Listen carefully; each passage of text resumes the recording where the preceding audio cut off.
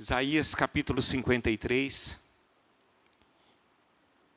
Se você não tem a sua Bíblia, tem aí na projeção, você pode nos acompanhar pela projeção, que diz o seguinte: quem creu em nossa pregação e a quem foi revelado o braço do Senhor, porque foi subindo como renovo perante ele e como raiz de uma terra seca.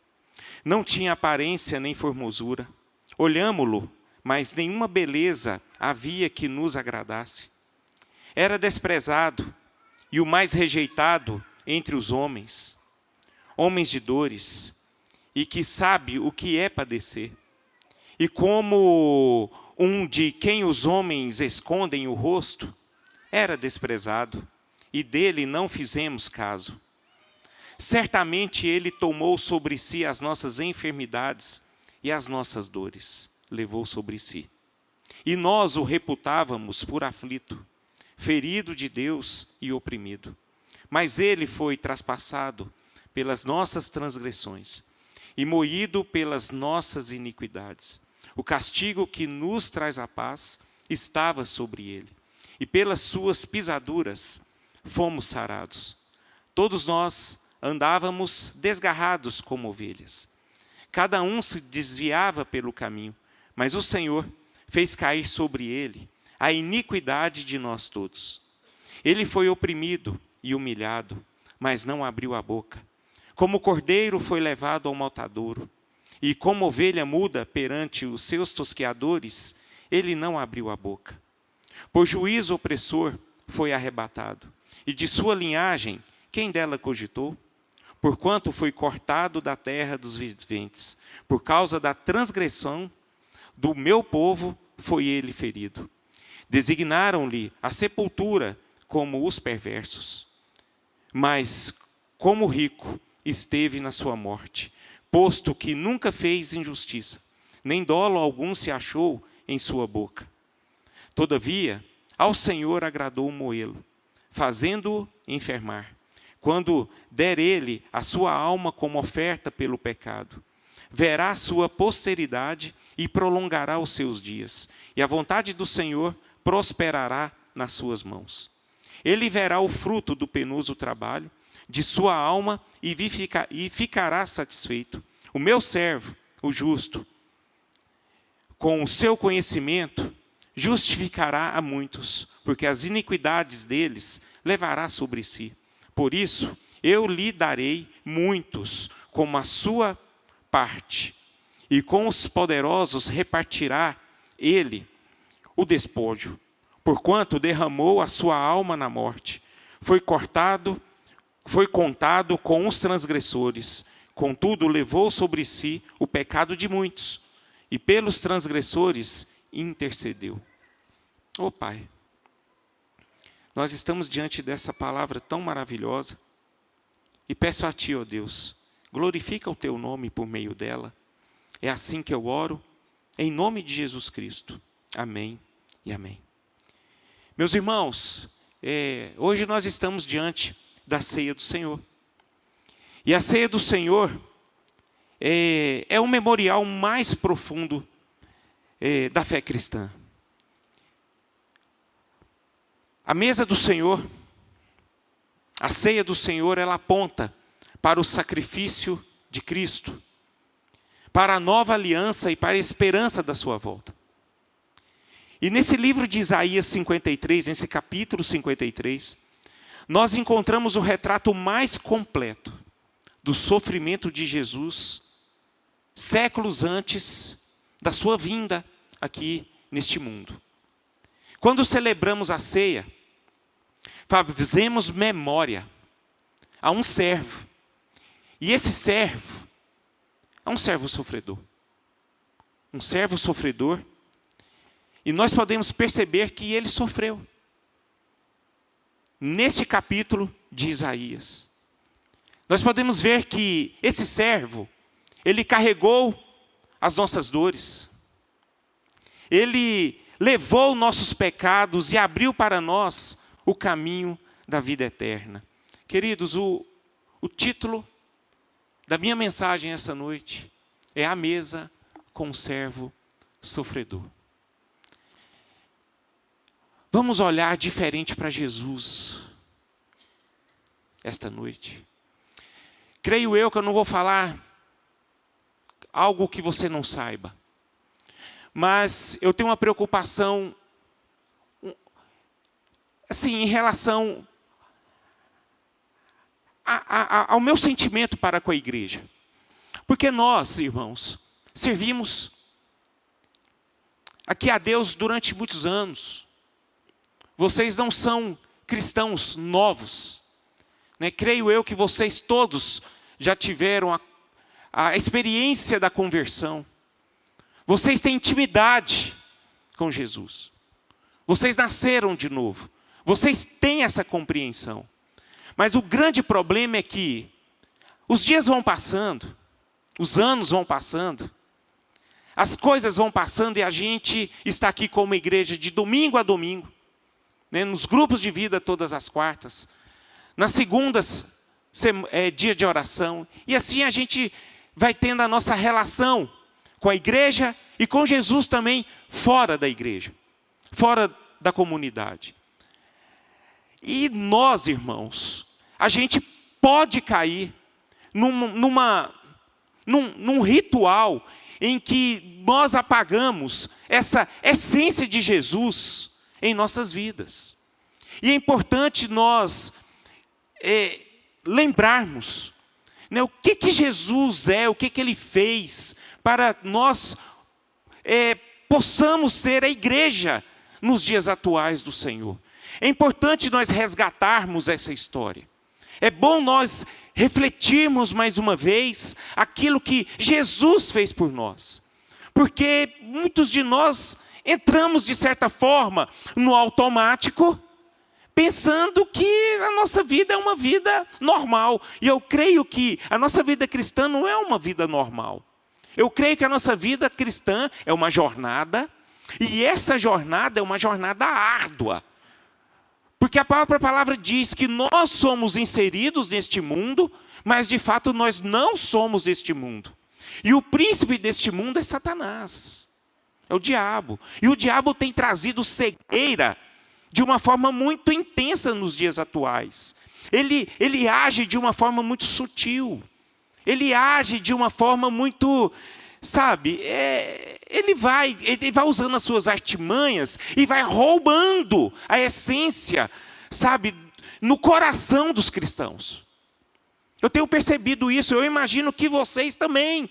Quantas e quantas pessoas nos dias atuais que vocês conhecem estão afastadas, que conhecem a palavra do Senhor, que teve intimidade, mas de certa forma o tempo foi passando, ela foi entrando num desgosto, foi entrando naquele automático que a presença de Jesus já não fazia mais, não satisfazia mais o coração dessa pessoa. E essa pessoa, de certa forma, ela foi se afastando, foi se afastando, foi se afastando. E hoje é uma pessoa extremamente seca, extremamente fora do propósito e está perdida. Nós precisamos entender que isso pode acontecer conosco, irmãos. Isso pode acontecer. E a igreja do Senhor, ela precisa se levantar com um coração quebrantado, sabendo que nós precisamos de Jesus. Para caminhar nesse mundo, a gente precisa de Jesus. Mas para precisarmos de Jesus, a gente tem que relembrar quem é esse Jesus. Quem é esse servo? Quem é esse Senhor que nos livrou do império das trevas e nos transportou para o caminho do Filho, do seu amor, no qual temos a redenção dos nossos pecados? Quem foi esse? Eu te pergunto. Muitas vezes nós estamos aqui, irmãos, de uma forma, cara, eu vou para a igreja, vou aqui, vou participar, mas não é assim. A gente precisa, se quebrantar e colocar nos nossos corações que nós dependemos desse Jesus, esse servo sofredor. E hoje, eu queria retratar aqui 4 verdades, apenas 4, vou tentar ser bem rápido, sobre as verdades que a ceia do Senhor nos mostra, à luz de Isaías 53, e como ela pode transformar a nossa fé. A primeira coisa a respeito da ceia do Senhor, eu vou tratar sobre isso, é que a ceia nos lembra do sacrifício substitutivo de Cristo. A palavra de Deus que nós lemos fala: certamente Ele tomou sobre si as nossas dores. O castigo que nos traz a paz estava sobre Ele. Eu queria que vocês, irmãos, olhassem para Jesus e imaginassem, assim, eu gosto de fazer isso, mas eu queria que vocês olhassem para Jesus, para a pessoa de Jesus, e mostrar que Ele, essa pessoa, Jesus Cristo, Ele tomou sobre si as nossas dores. O castigo que nos traz a paz estava sobre Ele. E o que significa essa atitude de Jesus para as nossas vidas? Jesus, irmãos, não morreu como Marte, mas Jesus, Ele morreu como um substituto. E eu acho isso maravilhoso. O que era nosso, dor, culpa, castigo, Ele tomou para si. Dívida, Ele tomou para si. Todas as coisas erradas que a humanidade fez, Ele tomou para si. E o que era dele? Paz, vida, restauração, amor, graça. O que era para Ele, Ele ofereceu para nós. Ele nos deu. Ele nos deu. Ele ofereceu tudo que Ele tinha para nós. E eu acho que nós precisamos compreender melhor isso, irmãos. Porque isso é maravilhoso. Eu não sei se você já pagou pelo erro do outro.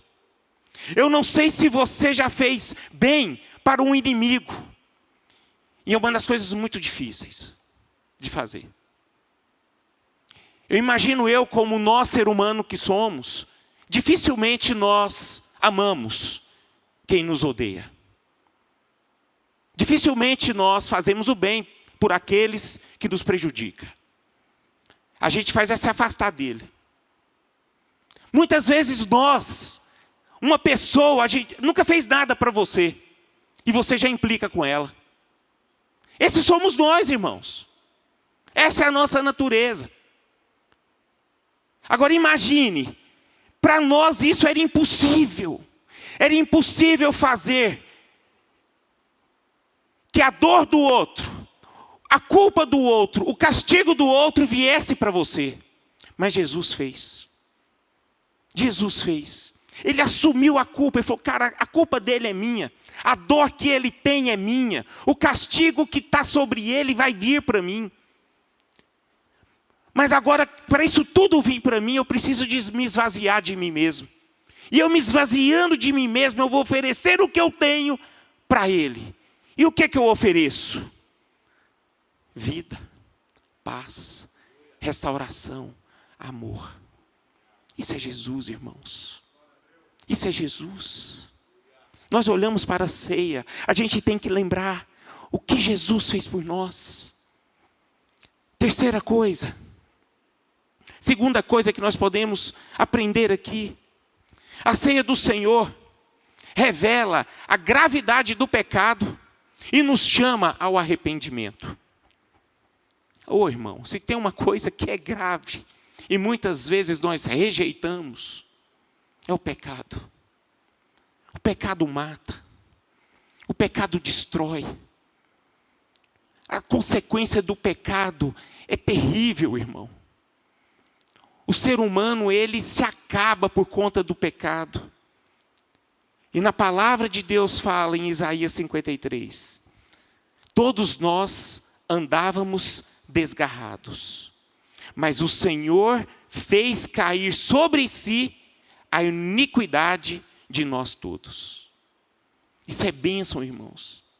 A ceia nos mostra que o pecado nos afastou, nos desviou e nos destruiu a relação que nós tínhamos com Deus, a ponto de exigir a morte de um servo inocente. A ceia, irmão, é um momento que nós precisamos sim de um autoexame, confissão. A ceia nos leva a buscarmos uma restauração de vida. E nós precisamos entender que aqui eu não estou tratando com uma perfeição, mas uma sinceridade diante do altar do Senhor. João Batista tinha essa sensibilidade. Paulo, quando se converteu, ele teve essa sensibilidade, pelo qual ele orientava a igreja a se autoexaminar. Ele orientava a igreja a confessar os seus pecados. Por quê? Porque ele sabia que o povo de Deus tinha que buscar essa essência para ter uma vida com Deus. E ele mostrou que Jesus fez isso. A ceia do Senhor aponta que existe sim essa gravidade do pecado, mas o Senhor, Ele assumiu essa gravidade. Ele pagou esse pecado e levou sobre si. E nós precisamos louvar. Mas acima de tudo, a gente precisa entender o que esse servo sofredor fez. Você sabe por quê, irmão? Porque a Bíblia fala que Jesus, ele nunca experimentou o pecado. Jesus era santo. Ele era perfeito. É um servo perfeito. Um servo que jamais ele foi como nós.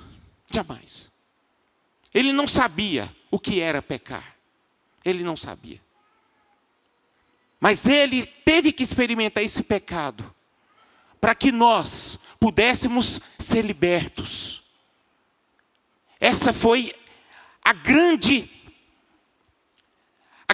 providência que Jesus tomou para que nós pudéssemos saber que o pecado é grave. O pecado é maligno, irmão. E a gente não pode brincar com ele. Não pode. E é importante nós nos autoexaminar. Aí eu pergunto, como é que está o nosso coração? Né? Como está o nosso coração? Gente, tem tanta forma de pecar. A gente assimila pecados, né, como alguma questão de só apenas sexual, mas não é só apenas isso. Ódio, irmão, é pecado. Falta de perdão é pecado. Inveja é pecado. Rancor é pecado. Tudo isso é pecado. Sabe, isso precisa ser tirado do nosso meio. A Bíblia nos chama para termos um coração sincero, um coração puro, uma vida pura. A gente não pode ter segredos. A gente não pode ter raiva. A gente não pode ter coisas ocultas. A gente não pode ser hipócrita. Mas nós precisamos ser aquelas pessoas com véu rasgado. Sabe, aquelas pessoas que têm a sinceridade de coração e conviver com ela todos os dias. Terceira coisa que nós podemos tirar desse texto a respeito da ceia.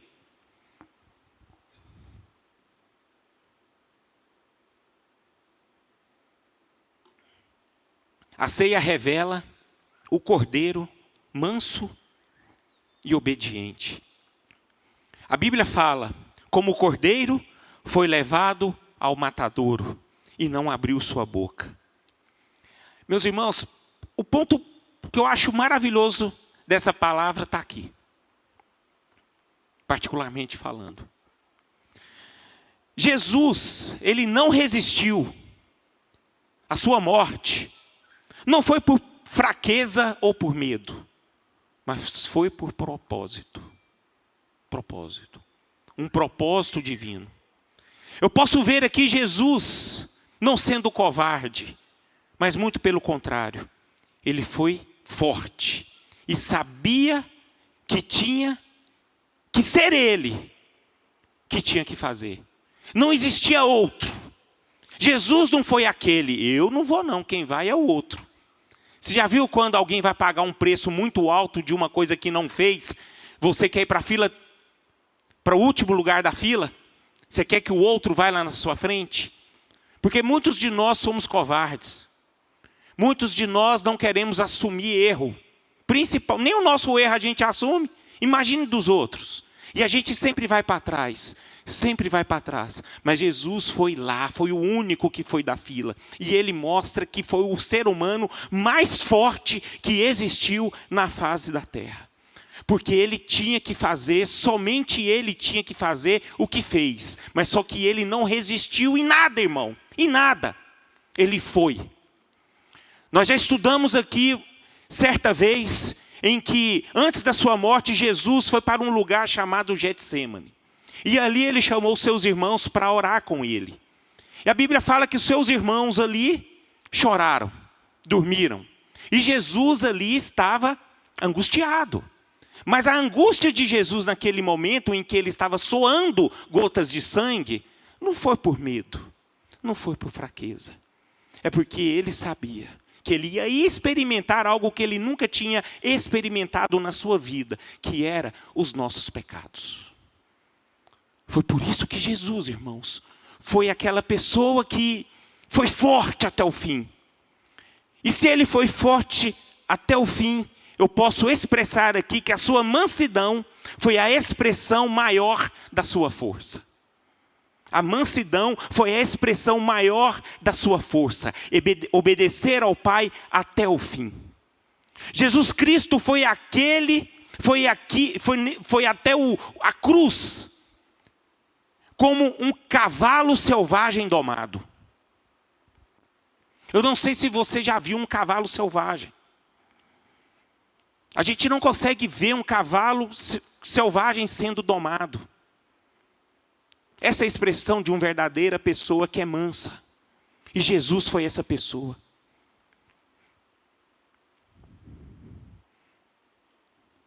Na ceia, nós aprendemos que somos chamados a imitar Jesus Cristo. Aí eu pergunto, será que a gente anda em mansidão? Você sabe que outra expressão da mansidão é você abrir mão do direito que você tem, meu irmão. Você sabe qual era o direito de Jesus? Era estar no céu. Sempre no céu. Ele era filho de Deus. Ele é filho de Deus. Ele não precisava vir aqui como um servo. Um servo que foi injustiçado, que sofreu tanto, tanto, tanto. Ele não precisava disso. Mas por conta da sua mansidão, do seu direito ele abrir mão. Ele falou, vou pagar o preço por eles. Ser manso é isso, você abrir mão dos seus direitos.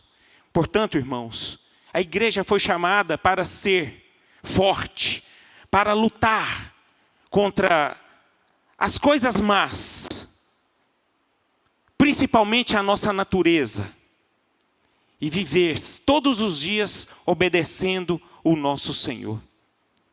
E muitas vezes, queridos, a obediência ela dói. Perdoar custa caro. Permanecer firme, muitas vezes é um caminho muito estreito. E não é fácil, não é mar de rosas. E fomos chamados para vivermos dessa forma. Da forma como Jesus fez, a igreja foi chamada para fazer. A obediência, irmão, ela não se trata de sentimento. A obediência ela é tratada como uma decisão. E muitas vezes essa obediência, ela nos leva até a cruz. Muitas vezes a obediência faz com que nós percamos muitas coisas. Muitas vezes a obediência faz com que nós levamos prejuízos. Mas é assim que Deus escolheu para os seus servos o seguirem, e em espírito e em verdade. Perdoar, irmão, não é sentimento. E a gente sabe disso. E por que muitas vezes nós não perdoamos? É porque nós não conhecemos? Não é. A gente sabe que perdoar é decisão. E por que nós não conseguimos perdoar? É porque o sentimento ele é mais forte do que os nossos conceitos. Muitas vezes os nossos sentimentos ele é maior do que a verdade, do que nós carregamos. Mas Jesus não foi movido a isso. Porque se ele fosse movido aos seus sentimentos, ele jamais iria ser um servo que pagou o preço, um servo sofredor. Jamais ele iria andar no caminho estreito. Jamais ele iria até aquela cruz e pagar pelo algo que ele não fez. E a mesa, meus irmãos, nos molda a imagem do Cordeiro. A mesa do Senhor quer nos moldar para sermos a imagem do Cordeiro de Deus. Aquele que anda em mansidão, aquele que anda perdoando, aquele que anda em obediência, aquele que anda em quebrantamento, aquele que ama, aquele que faz, aquele que se move em favor do reino de Deus. E o reino de Deus só se move, como João diz, que a gente precisa se esvaziar de nós mesmos. A igreja precisa se esvaziar. Dias atuais, vivemos tempos em que cada dia mais as pessoas estão cheias de si. E vazias de Deus. Talvez muito conhecimento e pouco quebrantamento. Muita razão e pouca direção. A igreja do Senhor essa noite está sendo convocada a viver a imagem de Cristo. Assim como Paulo falou, sede meus imitadores, assim como eu sou de Cristo. Hoje a palavra de Deus para a igreja, sedes imitadores de Deus, sede imitadores de Cristo, para a glória de Deus Pai, amém, igreja? Graças a Deus. E por fim, a ceia do Senhor celebra a vitória e os frutos da obra de Cristo. Nós lemos do versículo 10 ao versículo 12, que diz o seguinte: verá o fruto do trabalho de sua alma. Verá o fruto do seu trabalho, e sua alma ficará satisfeita. Gente, a ceia não é funeral, tá? Que a gente olha Jesus sendo ali, castigado. Eu sei que na morte de Cristo ali na cruz foi uma morte horrenda. Foi feia. Quem viu aquele filme, eu não consegui ver aquele filme Paixão de Cristo. Na hora que Jesus foi crucificado, eu não consegui ver aquela imagem, irmãos. Foi feio demais aquilo. Eu falei, Senhor, não dou conta de ver aquilo não. Porque a imagem que eu tenho no meu coração é um Jesus ressuscitado, irmão. Desde a minha conversão, eu coloquei Jesus, reinando. Mas o fato é que Jesus passou por aquilo mesmo. Mas a igreja do Senhor, ela foi convocada a participar da ceia, não de uma forma como um funeral, mas uma celebração de vitória. É assim que fomos chamados. Esta noite aqui, irmãos, nós vamos celebrar a ceia aqui em vitória. Em quebrantamento. Em satisfação, alegria interior, porque Jesus venceu a morte. A Bíblia fala que ele justificou os pecadores. Meu irmão, eu não sei se vocês... Eu sei que vocês sabem, mas a gente precisa levar uma compreensão mais clara para a igreja. Talvez a gente não sabe o que é misericórdia. A essência da graça. Sabe? Eu já citei alguns exemplos aqui, vou citar um aqui, mais uma vez. É como se alguém batesse no seu carro. Mas além de bater no seu carro, ele machuca o seu filho. Ele estava errado, ele bate no seu carro. E o seu filho sofre um dano muito grande, talvez o seu filho nunca mais vai andar. O que você vai fazer com essa pessoa? Você vai falar assim, você vai pagar meu carro, você vai arcar com as despesas do meu filho e ainda vou amaldiçoar você, porque meu filho nunca mais vai andar.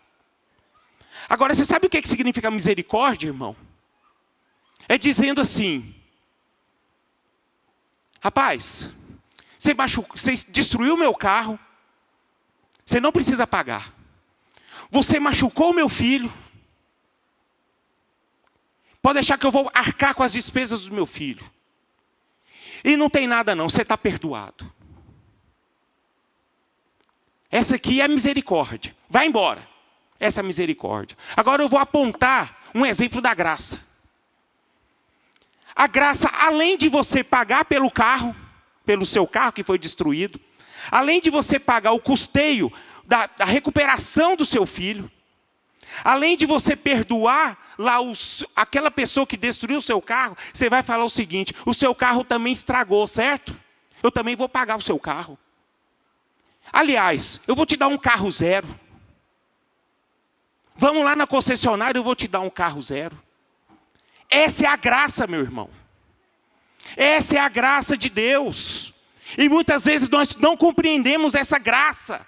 E muitas vezes nós não compreendemos a nossa justificação. Meus irmãos, a Bíblia fala que nós fomos destituídos da glória de Deus. Não tinha como nós herdarmos a vida eterna por nós mesmos. E Jesus foi aquele cara, foi aquele Senhor, aquele servo sofredor, que ele teve um carro defraudado. Ele levou o prejuízo. Ele teve, de certa forma, um filho lá machucado, restaurado. Ele viu que aquele que causou o dano sobre ele, ficou prejudicado. Aí ele falou assim, você quer saber de uma coisa? Eu vou resolver todo esse negócio. Vou deixar tudo em branco. Aquilo que estava impuro, eu vou colocar alvo mais que a neve. Eu vou apagar essa mancha. Eu vou apagar esse desastre. Eu vou apagar essa condenação. Nossa ficha estava no cartório, já carimbado, dizendo condenado. Mas Jesus, diante da sua morte, Ele te deu um outro certificado. E esse certificado diz, já não há mais nenhuma condenação por aqueles que creem em mim, e o seu nome está escrito no livro da vida. Jesus fez isso por nós, irmãos. A ceia do Senhor nos aponta para isso. E Jesus Cristo, diante de tudo isso, lá na eternidade, você sabe que, eu lendo Isaías 53, sabe o que ele diz? Valeu a pena. Valeu a pena. Meu irmão, Jesus, ele não morreu para nego bonzinho igual eu e você, não. Jesus morreu para uma humanidade, para toda uma humanidade, para todos aqueles, pessoas mais terríveis, que a gente muitas vezes não consegue ficar perto, suportar, mas Ele morreu por todos, por todos, por todos. E eu vejo Jesus ali na eternidade dizendo, valeu a pena. Valeu a pena. Hoje eu vejo a igreja de Nova Vida ali diante de meu Pai e digo, valeu a pena. Valeu a pena, porque ali muitos estavam perdidos, condenados, pessoas que foram más, pecaram demais, mas eles entenderam que eu morri por eles e eles reconheceram e aceitaram a oferta que eu ofereci para eles. Ah, meus irmãos, isso é Jesus. Esse é o servo sofredor, que passou este momento da sua vida para nos dar uma vida que jamais poderíamos conquistar. Essa vida eterna.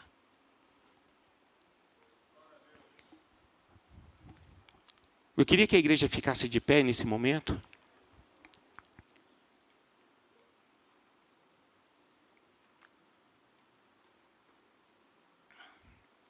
Jesus Cristo, por Ele ter justificado pecadores, Ele abriu a porta da eternidade. Ele formou um povo santo. E ao beber do pão, ao comer do pão e beber do cálice, a igreja do Senhor proclama: a obra está consumada, a morte foi vencida e Ele voltará. Ah, irmãos,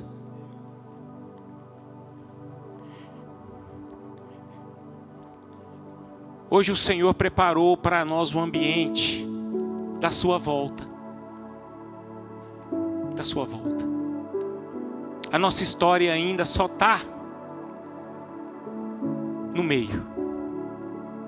Nós estamos no processo. No processo de um propósito eterno. Eu não sei como é que está o seu coração, se você anseia por isso. Eu não sei se a igreja do Senhor ela está tão apegada a este mundo. Não sei. Mas eu sei que aqueles que conseguem discernir as coisas, conseguem ter uma plena convicção e um pleno desejo da volta de Jesus. Porque a Bíblia fala, o apóstolo Paulo diz: ao cear a mesa, ao participar da mesa, nós anunciamos a morte de Jesus, até que Ele venha nos buscar.